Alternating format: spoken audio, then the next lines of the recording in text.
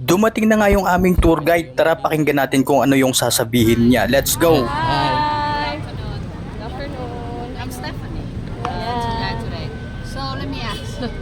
Okay. I was messaged while Jolene. Yeah. So sorry. You don't At medyo madami nga siyang sinabi kaso kinat ko na yung video kasi nga dumudugo na yung ilong ko kakapakinig. So, naglalakad lang tayo, sinusundan natin yung tour guide.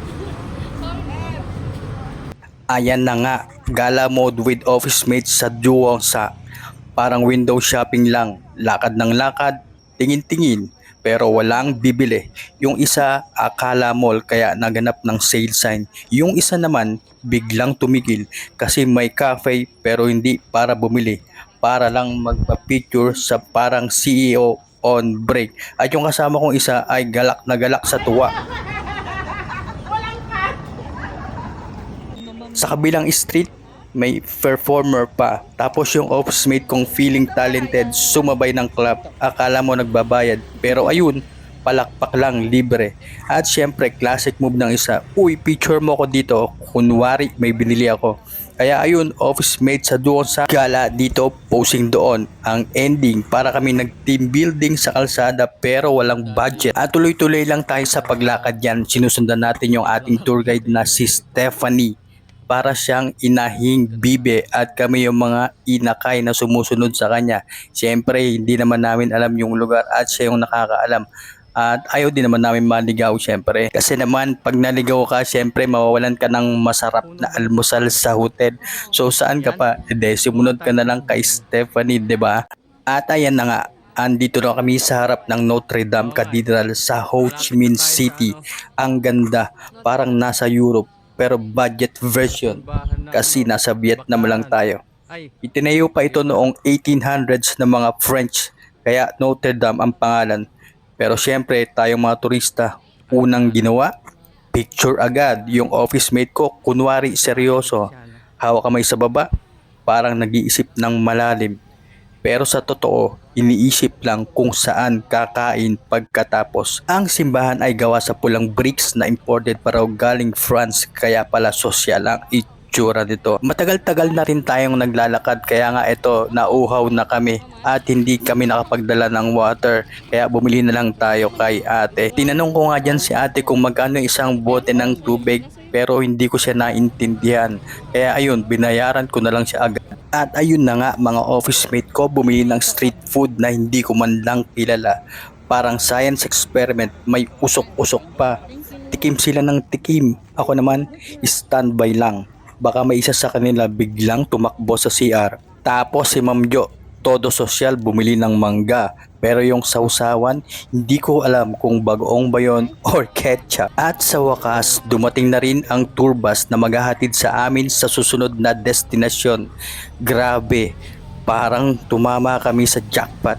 Kasi halos lahat ng office mates ko, lutang na sa sobrang pagod. Yung iba, pawis na pawis, parang galing fun run na walang medal.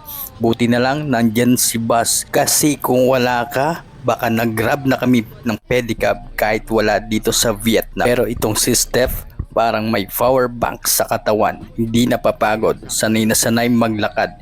Nagsasalita pa ng tuwid at mahaba. Kami hingal na hingal. Siya parang bagong gising lang. At dito, binigyan na nga tayo ng mangga ng aming boss na si Ma'am Jo. Para lahat naman kami matikman kung ano ang lasa. Siyempre, team building style, share. Pero ayun, may mga hindi tumikim. Lalo na si dear wife ko. Nako, maselan pa sa kapitbahay namin. At ako naman, siyempre tumikim agad. Sabi ko pa, ang sarap. Pero bigla akong nagtonong Vietnamese. Kaya yun, tawa ng tawa si Mrs. Hindi na dahil sa mangga, kundi dahil sa accent ko na parang vendor sa Bentan Market. Ang ending, ako enjoy sa mangga. Si Ma'am Jo happy kasi may tumikim. At si Mrs.